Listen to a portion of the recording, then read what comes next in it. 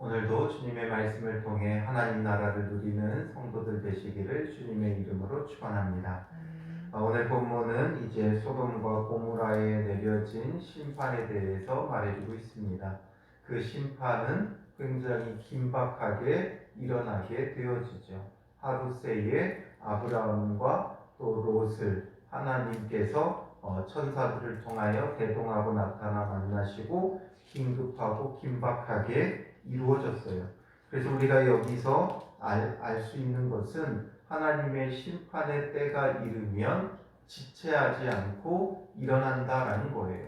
그래서 천사들은 롯을 계속해서 재촉하고 롯은 오히려 지체하는 그 모습을 보여주죠.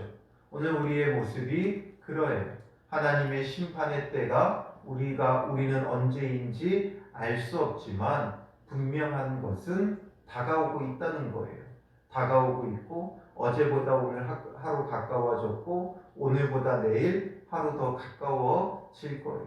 그리고 오늘 우리는 마지막 때가 따로 있는 것이 아니라 그 마지막 때를 보내고 있어요. 성경에서 말하고 있는 마지막 때에 일어날 징조들이 오늘 우리가 살아가는 이 시대 가운데 계속해서 벌어져 가고 있다는 것이죠. 그러므로 우리는 임박한 예수님의 그 재림 심판의 때를 깨어 준비할 수 있는 자가 되어져야 하는 것이죠. 천사들이 재촉하고 있는 것 같이 이제 심판의 날이 멀지 않았음을 우리는 깨닫고 지체하지 않고 죄에서 떠나 구원으로 나아가는 믿음의 사람들이 되어져야 하는 것이죠. 그래서 때가 이르니까 어떻게 되어져요? 24절에 여호와께서 하늘 곧 여호와께로부터 유황과 불을 소돔과 고모라에 비같이 내리사 그 성들과 온 들과 성에 거주하는 모든 백성과 땅에 난 것을 다 엎어 멸하셨더라 기록하고 있어요.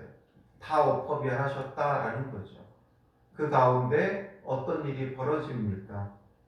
26절에 보면 롯의 아내는 뒤를 돌아보았으므로 소금 기둥이 되었더라 말하죠. 롯의 아내는 구원을 받지 못했어요.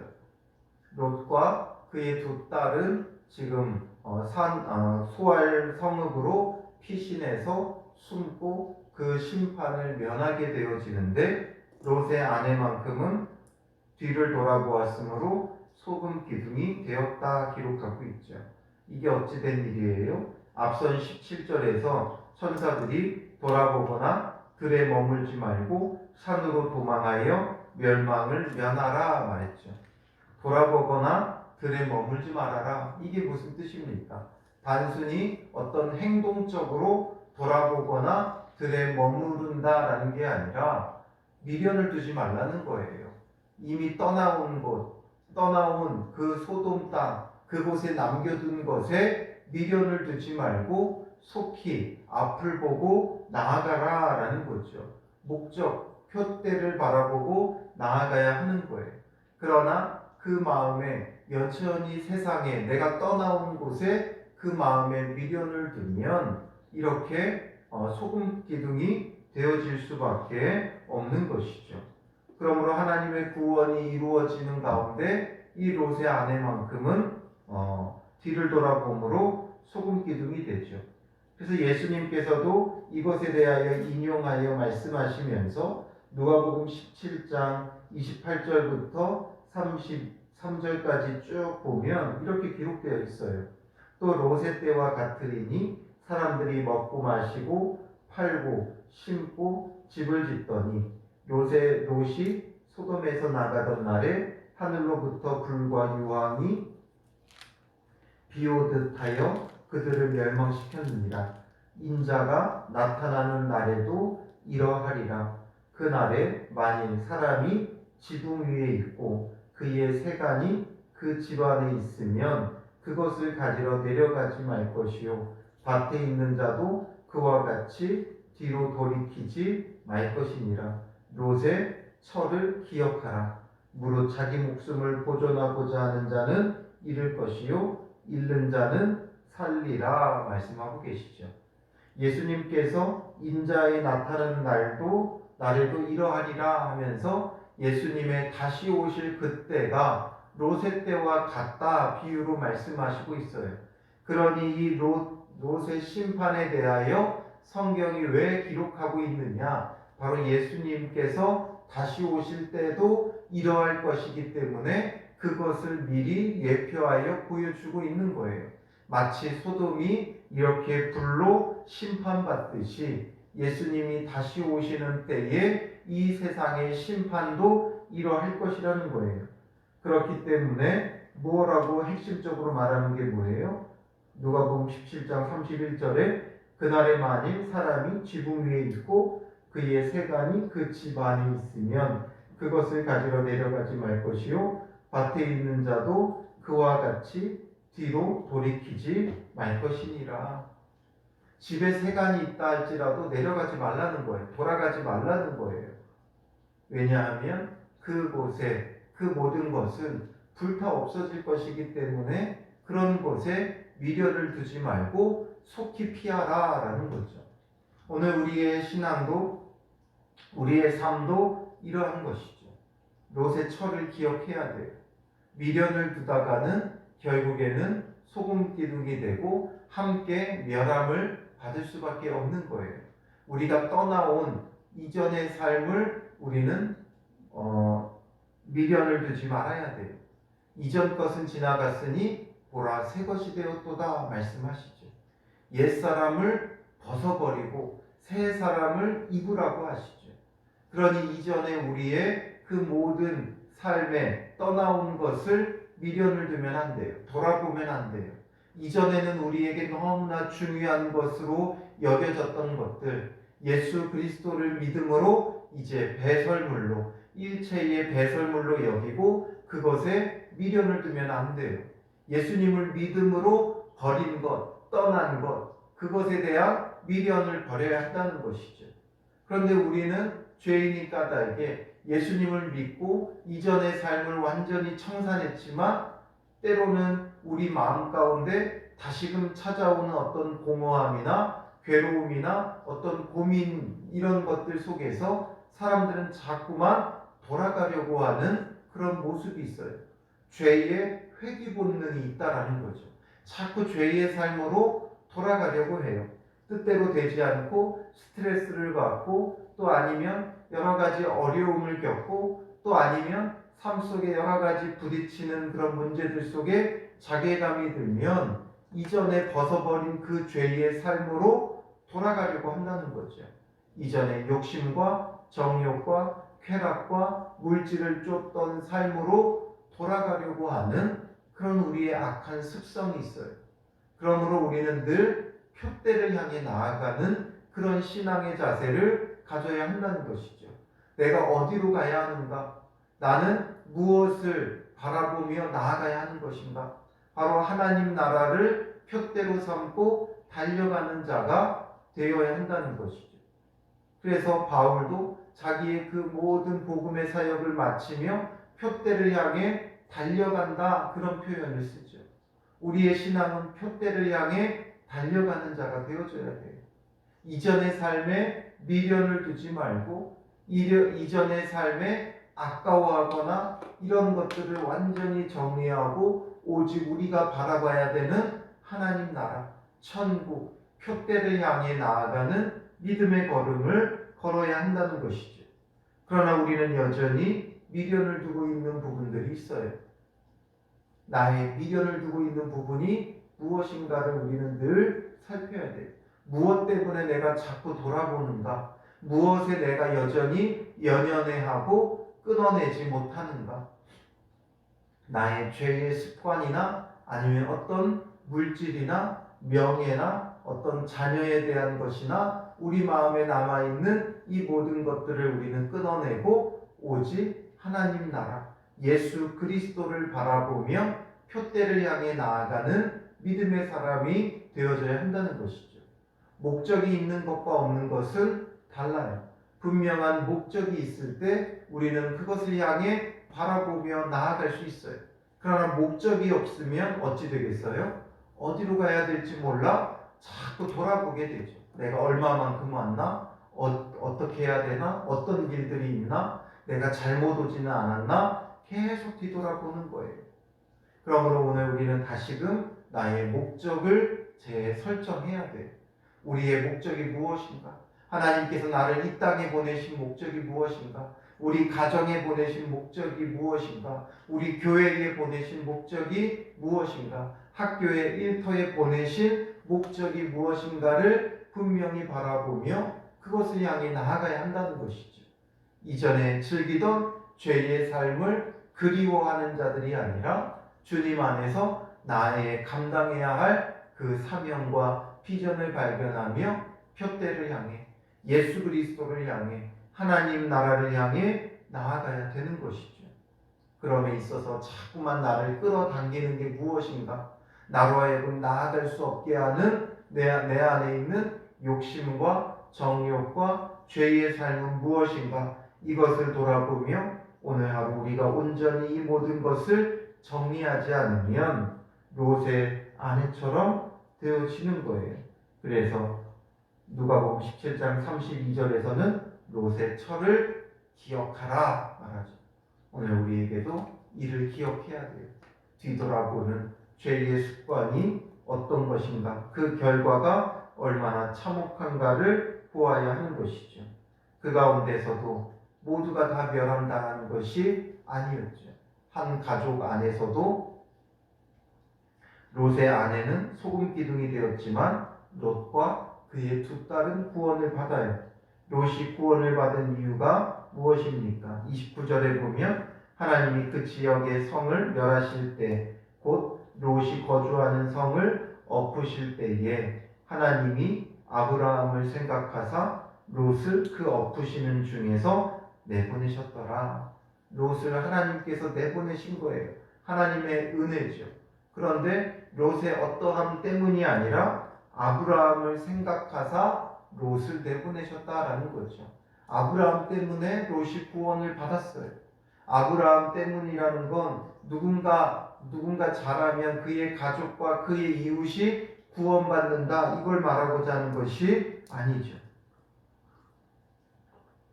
아브라함을 생각하셨다라는 것은 아브라함과 맺은 언약을 생각하셨다는 거예요.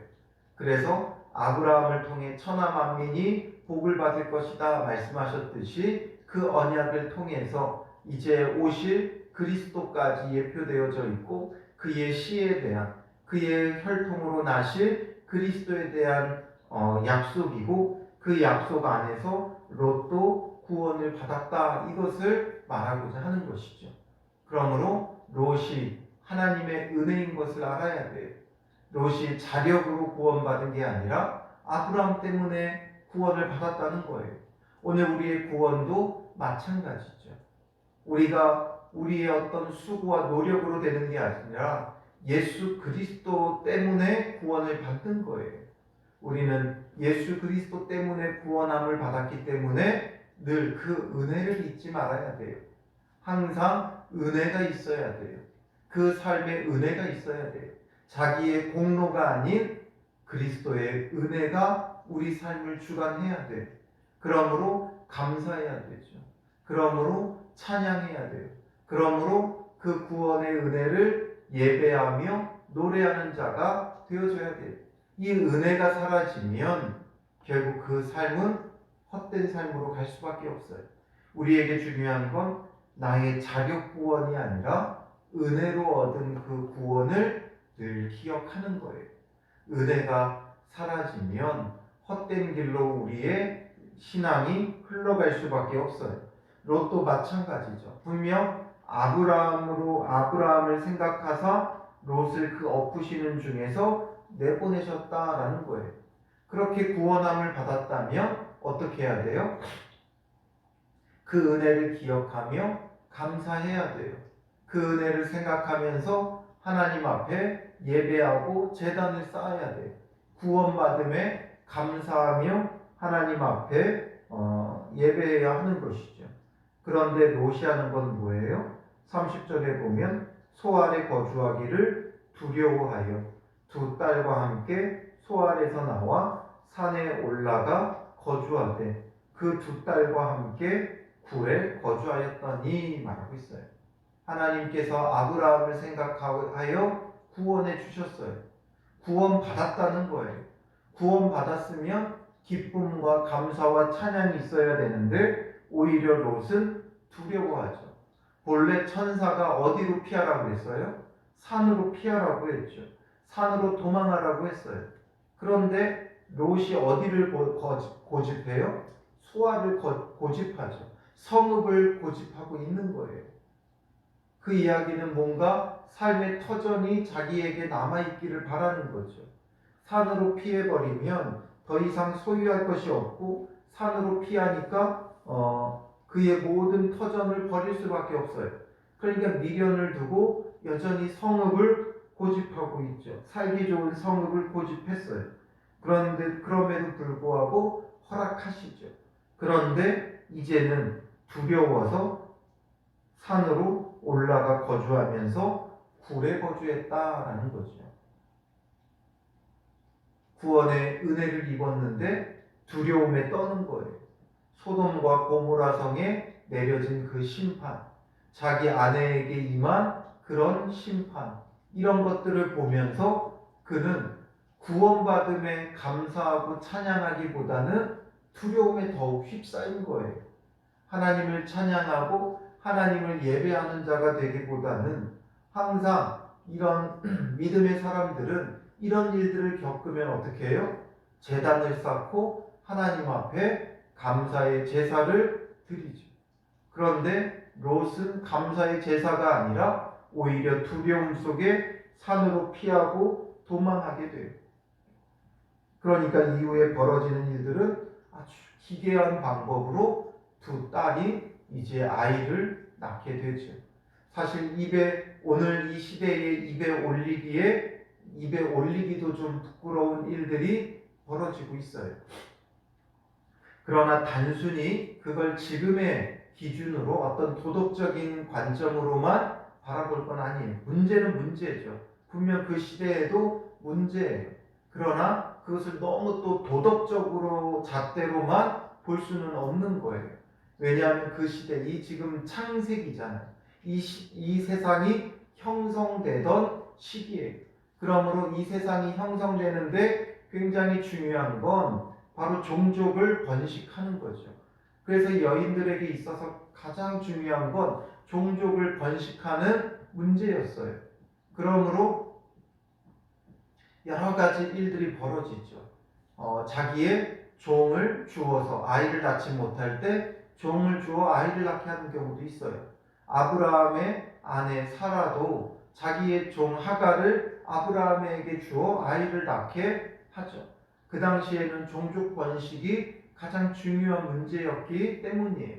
그리고 이후에 나중에 야곱의 아들들 가운데 유다가 자기 며느리 다말과 그 사이에 아이를 낳게 되고 그 가운데 그것으로 예수 그리스도의 계보가 이어져 가는 일들을 보게 되어져요.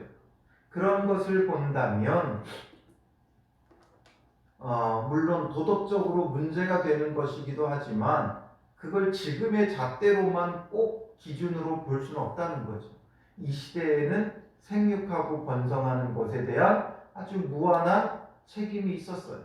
그러므로 이제 후대에 율법을 하나님께서 주실 때는 이런 근친상간과 이런 것들을 전부 다 금하게 되어지지만 그 이전에는 허락되어지던 거예요. 그러므로 아브라함도 그 사라가 자기의 누이였죠. 이복 동생이었어요. 단순히 그런 기준으로만은 볼 수 없다는 거죠. 지금 여기서 보여주려고 하는 것은 이 롯이 지금 두려움 속에 산으로 피했을 때 지금 옳지 못한 삶의 방식과 그리고 그 딸들의 옳지 못한 인간적인 방법들의 문제로 바라봐야 되는 거예요. 단순히 그냥 어떤 근친상간의 도덕적인 죄로만 바라볼 게 아니라 롯의 구원의 은혜를 잊고 두려움 속에 도망하는 것, 그리고 그 가운데 두 딸이 인간적인 방법으로 자기들이 종족을 번식하려고 했던 것들, 이런 것들의 문제로 봐야 하는 거죠. 그러니까 이 두 딸이 아버지를 술 취하게 하고 이 산속에서 이제는 종족을 더 이상 번식할 수 없다는 거죠. 그러니까 아버지에게로 들어가서 각자 아이를 낳게 되는데, 큰 딸이 낳은 아이가 모압이고 작은 딸이 낳은 아이가 베나미예요. 그래서 이들이 바로 모압과 암몬의 조상이 되었다는 것이죠. 이 모압과 암몬이 누구예요? 나중에 이스라엘 백성이 가나안 땅에 들어갈 때 가나안 동편 남부 지역, 그래서 이 그 가데스 바네아를 거쳐 가나안 땅에 들어가기 위해 요단강 동편으로 올라갈 때 만나게 되는 족속들이 바로 이 모압과 암몬이었던 거죠. 그러므로 이들은 어떻게 보면 아브라함의 친척, 이스라엘의 친척 관계에 있는 지파였기 때문에 이들을 멸하지 않고 그냥 지나가게 하시는 그 것들과 연관이 되어지는 거예요. 그래서 이 출애굽한 백성들에게 쓰여졌던 이 창세기에서 모압과 암몬의 존재를 밝혀주고 있는 거죠. 그리고 그들이 어떻게 생겨났는가, 이것을 보여줄 뿐만 아니라 오늘 우리에게는 하나님의 구원의 은혜를 알지 못하면 우리가 늘 두려움 속에 여전히 하나님의 심판을 바라볼 때 두려움에 얽매이게 되고 인간적인 방법을 쫓는 그 결과는 모압과 암몬이다라는 것을 우리에게 보여주고 있는 거예요. 그러므로 우리가 무엇보다도 기억해야 될 건 구원의 은혜를 기억해야지 심판의 두려움 속에 사로잡히면 안 돼요. 롯은 소알도 소돔과 고모라 땅과 별반 다르게 없다는 것을 알았을 것이고, 그러므로 하나님의 심판이 그곳에도 임할까 두려워서 산으로 숨어 들어가죠. 하나님의 구원의 은혜를 잊은 채 눈에 보이는 심판 때문에 숨어 들어가는 거예요. 그러니까 이런 일들이 벌어지게 되어지는 것이죠. 오늘 우리는 어떤 것보다, 그 무엇보다 이 시대의 그 어려움과 닥쳐오는 환난 때문에 두려워하거나 걱정하기보다 구원의 은혜를 기억해야 돼요. 그럼 항상 우리에게 어떤 방식으로든 구원의 은혜를 베푸시는 하나님이세요. 이런 일이 벌어졌다고 두려워하고 저런 일이 벌어졌다고 두려워하고 이런 것이 아니라 하나님의 구원의 은혜를 우리는 늘 그 가운데서도 감사하고 찬양할 수 있어야 하는 것이죠. 코로나가 우리의 삶을 뒤엎어도 그 속에서 우리는 하나님의 구원을 바라보며 감사하며 찬양할 수 있어야 돼요. 우리 주변에서 어떤 일이 벌어져도 전쟁과 기근과 난리와 난리의 소문이 퍼져온다 할지라도 우리는 우리를 구원하시는 하나님을 바라보며 그 구원의 은혜에 감사하고 찬양하고 우리가 떠나온 이전의 삶을 그리워하지 않는 자가 되어져야 하는 것이죠. 왜냐하면 이전에도 구원하셨듯이 이후로도 영원토록 우리를 구원하시는 하나님이에요. 그래서 창세기에 흐르고 있는 그 핵심은 뭐라고 그랬어요? 전능하신 하나님 앞에 우리가 믿음으로 온전하여 지는 거예요.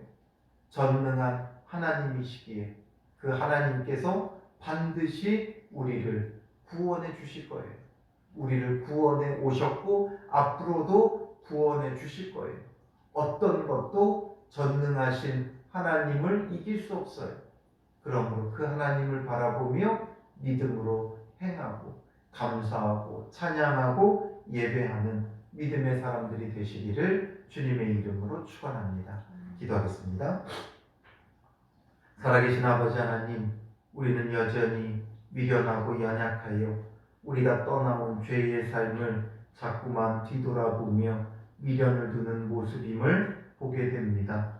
그리워하고 아쉬워하고 안타까워하는 우리의 이 모습을 용서하여 주시옵소서. 우리의 죄의 삶을 완전히 벗어버리게 하여 주시고 그동안 우리가 여전히 미련을 두었던 세상의 부와 명예와 자녀와 이런 모든 것들을 정리하게 하시고 오직 우리는 주님이 주시는 표대를 향해 나아가는 믿음의 사람들 되게 하옵소서. 예수 그리스도가 하나님 나라가 우리의 표대가 되게 하사 표대를 향하여 늘 한 걸음 한 걸음 전진해 나아갈 수 있도록 인도하옵소서. 하나님이 주신 그 구원의 은혜를 늘 기억하게 하여 주시옵소서.